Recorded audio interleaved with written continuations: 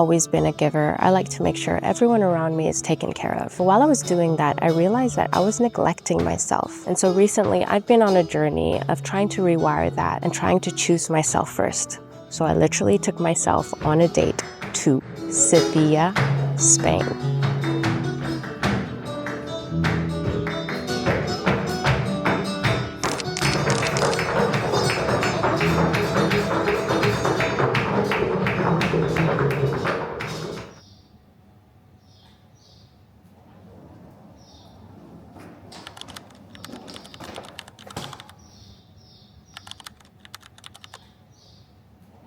In the past few years, solo dates and learning how to enjoy your own company has become a trend, and I think it's a great thing that people are talking about it so openly now. But for some of us, it's not as simple as just booking a table for one. I've been thinking a lot about what it means beyond the trend, and I think it's all about not abandoning yourself and recognizing that your needs and your inner life are just as important as everyone else's. We tend to know everyone else's needs better than our own, what they like to eat, their aspirations, and what makes them feel good. We put ourselves last and call it love. And after some time, you stop asking those questions about yourself altogether. You forget what you like, you forget what you want, and then you have to start from scratch to find it again.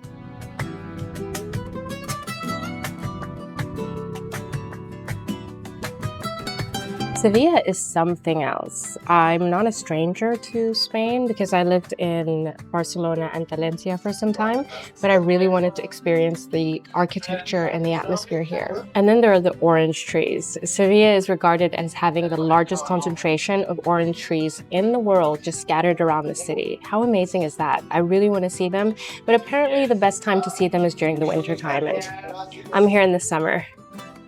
It's really hot. It's about 36 degrees Celsius. So there's an outdoor culture here, like tapas and outdoor terraces. And the only thing I was really worried about is just not finding a place to eat because they close for siesta for a couple of hours. And it's really hot and people need to take a nap. And when I'm home, I have dinner around 6 p.m., really early. I'm a creature of habit, so let's see how I do here.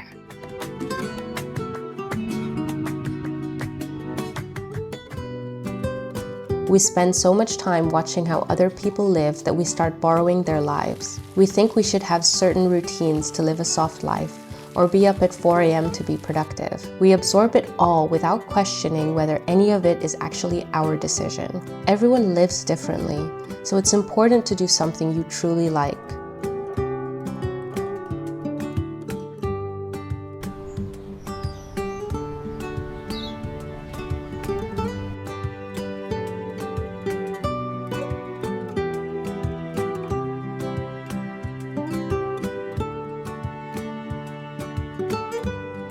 I'm single and I've only recently felt the difference between being lonely and being alone. A few years ago, I thought I was lonely. I moved to a new city, I didn't know myself very well, and I didn't have friends there. I thought I was sad because I needed company. But now, since I've decided to fully experience my life, I've realized I'm having fun whether I'm with somebody or not.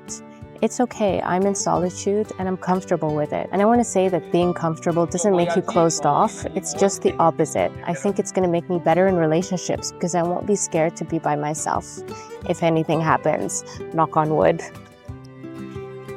Okay, I feel like I'm more secure in myself and it strengthened my relationship with others.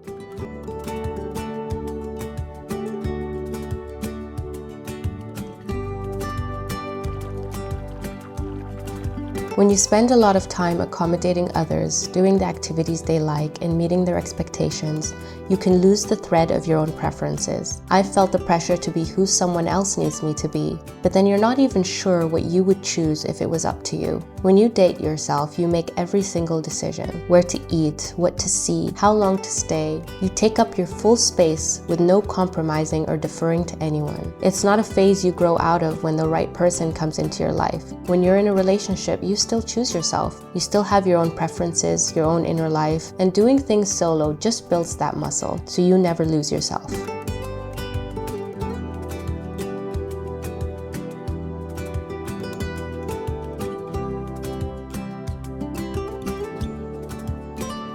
Let's talk about romanticizing life, because I don't think I see it the way most people do. I don't think it's just about doing the small things or doing it slowly, because who said romance had to be slow? I think it's about doing something that makes you feel deeply loved. Whatever that may be, it's going to be different for everyone. I feel warmth in my core when I do something I really love or see something I really enjoy. That feeling is the goal. And it's beautiful because no one needs to know about it. There are lists out there like 50 ways to romanticize your life. But if you're following a list, that defeats the purpose because those ideas aren't truly yours, and they might not be aligned with what you enjoy. Running a bath or lighting candles might not be for you.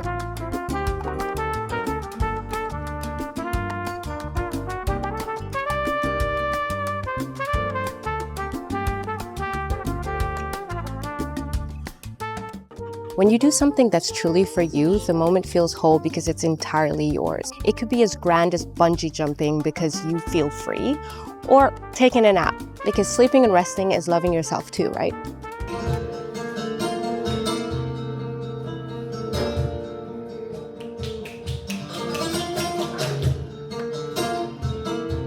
Society expectations are exhausting. Get married young, have a family, work corporate, buy a house, and just follow the rules. I don't know who's making these rules, but when you focus on them, you become trapped. You feel anxious, scared to take any step. What if you disappoint the people you love? What if you disappoint yourself? When you spend your life meeting expectations that were never yours, you end up living a life that was never yours. That was so much fun. I even got a fan.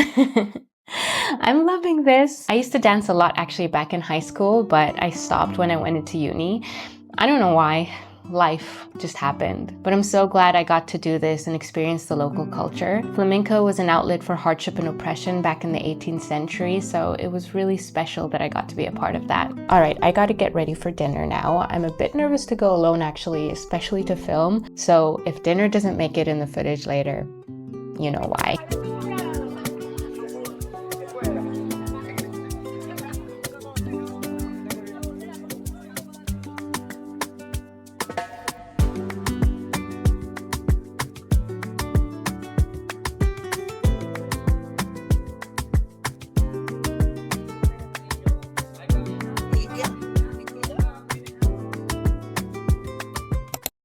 It's 4:30 in the morning.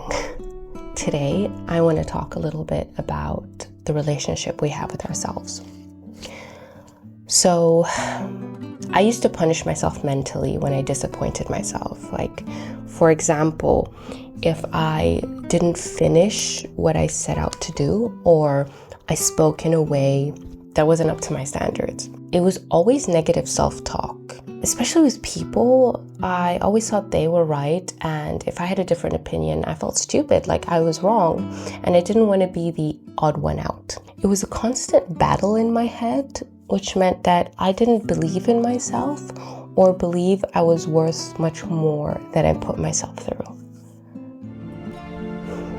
I didn't have an epiphany and start changing. I just started recognizing how small I felt in a world that's so vast, and recognizing that is what got me started on my journey. Your relationship with yourself sets the standard. The way you speak to yourself, what you allow, and what you walk away from. It all signals what you think you deserve, and it teaches other people how to treat you too. We have no control over others, but how we treat ourselves is the one thing we can control.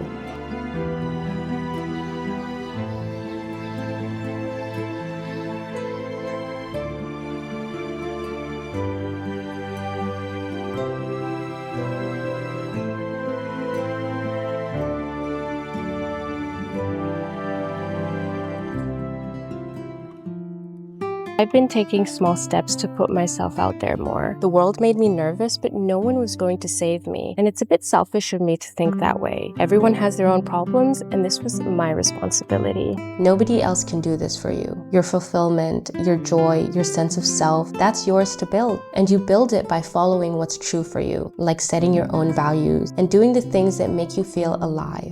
Even when that means walking away from something or someone that was limiting you. And that includes your past self.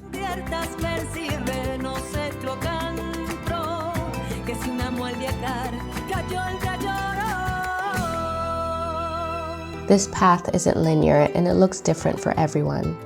I'm getting more comfortable with my own company with every trip, every new experience, and I'd love for you to come along with me.